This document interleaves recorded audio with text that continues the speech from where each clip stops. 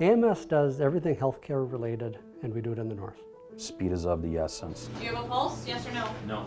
Getting another pressure? And being remote and being far away, those are things that are against you. Let me just check this because I am on call at the moment. It takes on pretty much the entire NWT in Inuvik, and sometimes we get projects in other parts of Canada as well. We provide ambulance services, air ambulance services, community paramedics, industrial paramedics. It comes down to the training, it comes to the experience. John, do you know where you are right now? And the support of the organization collectively that really impacts patient care in a positive manner. I ended up moving to Yellowknife shortly after I completed my paramedic program. That would have been in 1995, but that didn't pay the bills. So I started Medic North first aid training and supply. We got too busy to the point where I had to stop being a firefighter and run the company full-time.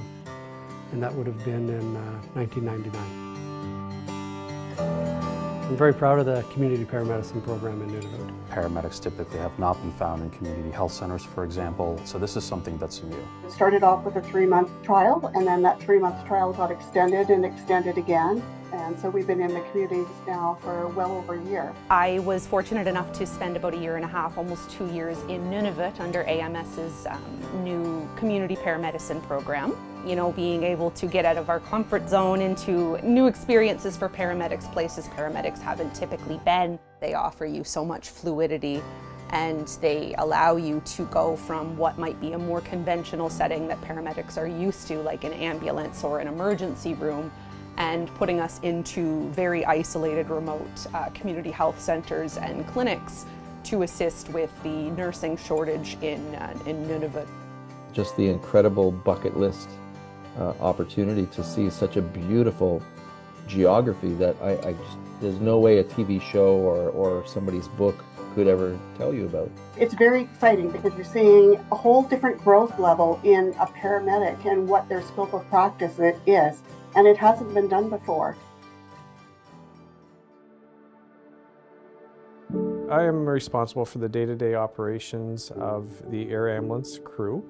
So we operate 4 crews that are contracted to the GNWT. Air Tindy and AMS hold the contract under an entity called Access Air Ambulance. We provide all the services that you could need, from regular transfer for a medical appointment all the way to life-threatening emergency. Our staff look after some severely ill patients, and not just short transport times. You know, I think our shortest transport time is probably about a 20 to 25 minute flight one way, but it's all of the other pieces that go along with it. So they could be up to 4 to 5 hours with a patient. We've been to a whale camp on the Arctic Ocean. We've been to a river in the high Arctic for an incident with a canoeist. We have around 70 people dedicated to our medevac contract that we hold with Advanced Medical Solutions, along with 3 new aircraft, one of them sitting behind me that is ready to go at a moment's notice. And most of our flights are 2 paramedic flights. It's relatively rare we have a 1 paramedic flight, which is incredibly common with other companies. So in terms of signing on to be a flight medic and having a sense that you don't have the experience needed, this is a company that absolutely supports you. He's not breathing, so you're going to go ahead and get your one hand in the center of the chest and start CPR. Well, then you go like this. I have the privilege of leading our education team. So I'm a critical care nurse by training, so I came up on the flight line and worked my way up through the company as an educator and as a team leader. Keeping a robust education system and training program is essential so that our staff feel comfortable when they're in those situations, that they can pull back from their past experience, or at least from their education that we've provided. You know, hundreds of thousands of dollars of simulation equipment, bringing together educators from across Canada. I came from Alberta up to here because I've heard such amazing things about their education. And today was an example of that. So we simulate these high acuity, what we call high acuity, low occurrence calls, where we don't see them often, but when we do see them, there are so many steps and so many things that we have to make sure that we treat effectively, or because these are patients' lives. We just see someone, they came in without the ability to do something, they come out confident, strong, and able to respond and provide care in their communities. That's the reason we do it every day. That's what you saw today. You saw a group of people that were vulnerable and were engaged in that vulnerability and would share that with their team members. And so that's what really makes a powerful team, is when you can be vulnerable but not feel inferior. So what we've done is we've taken our education and gone to the communities, and now we're providing a lot of first aid, first responder, wilderness first aid, things that are practical for people living in the communities that they can share with their loved ones and friends and maybe help them one day. I help teach wilderness first aid, remote first aid. So that's kind of where my passion is on the remote and wilderness side, and getting involved in the field in those is typically what I would prefer to be doing. We're trying to build more emergency services in each of the communities with emergency responders and teaching lay people CPR, first aid, wilderness first aid, all of those things to just try to get more and more people educated so that when you're sick or injured anywhere in the Northwest Territories or in Nunavut, you're going to get good care from the beginning all the way through. Male, 8 years old. We have pushed and gone way beyond boundaries that most other flight companies don't have in Canada. We have our CAMES accreditation. That's very, very difficult to get. You have to have very high standards and very high quality indicators. Accreditation's been around for quite a long time, but very few operators achieve it. And in fact, only one other operator that's government run in Canada has it. Just because you're in the north and just because you have geographical challenges doesn't mean that our patients shouldn't be getting the exact same care that you would get anywhere else in Canada. We've been recently renewed on our accreditation, so it's a pretty big accomplishment for both teams. It has been an incredible year, past couple of years of growth. Most businesses like to see about 10% growth per year. You know, we've seen close to 90% growth in the past couple of years, which is phenomenal.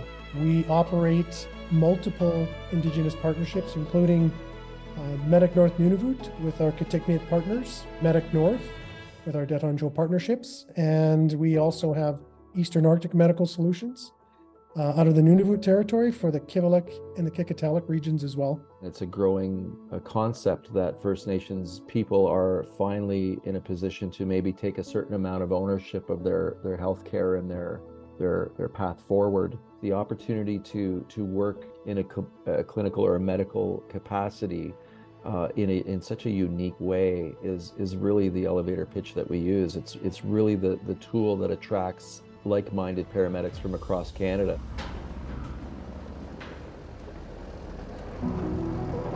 I was just looking for something a little bit different, and AMS and Inuvik in particular kind of offer a bit of diversity and something that you don't get in the Maritimes where I'm from. The building was trucked here on the back of flatbed trucks. We are made out of shipping containers, and we house 2 trucks. This is Medic 2 and Medic 1 across the way. It's been a different pace than what I'm used to, but that also gives us the opportunity to kind of slow down and get to know the community and the patients that we serve as well. I got to experience a few different communities right off the bat, and then I spent about 1.5 years in the community of Pond Inlet. 4th highest community in Canada at the very tip of northern Baffin Island. Beautiful place. I often describe it to family and friends as a totally different world. I got to spend a lot of time with locals. I was very enriched in the culture, the language. I was often invited to community events.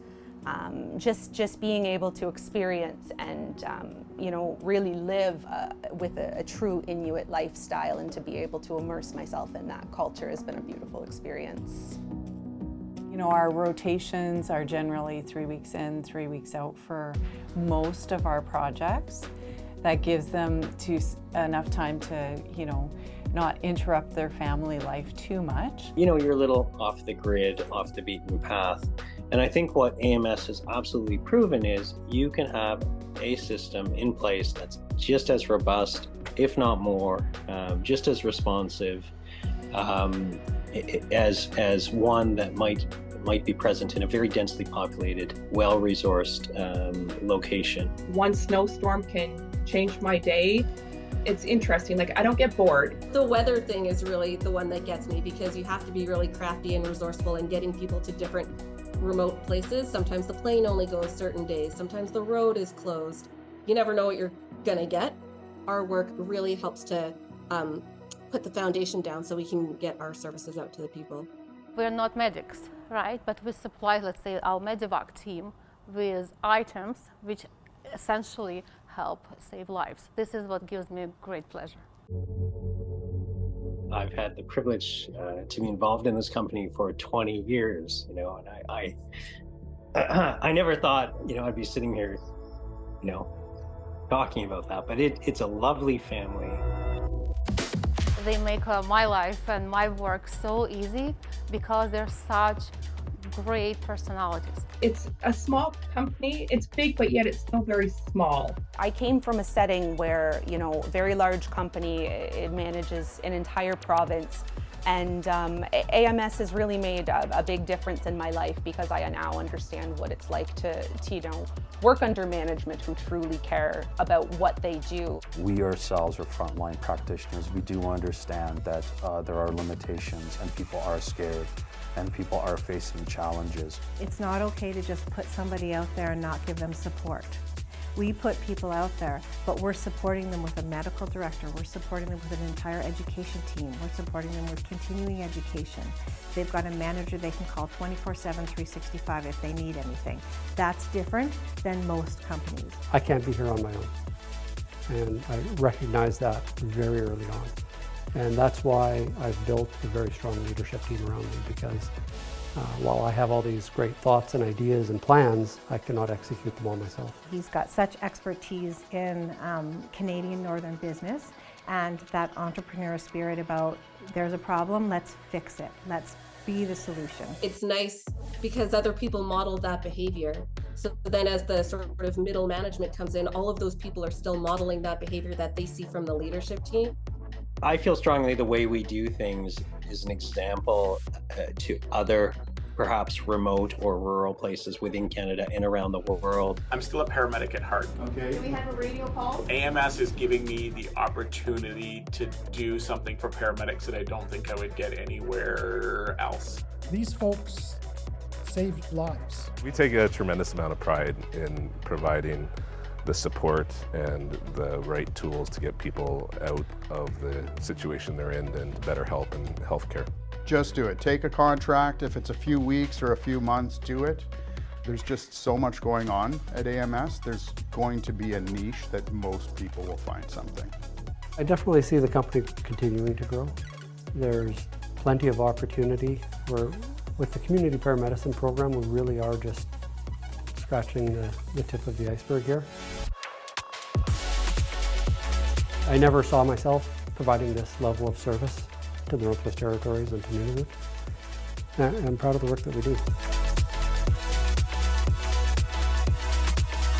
I lead the team, but the team does the work. And so it's cool to be along the ride, for the ride and the journey.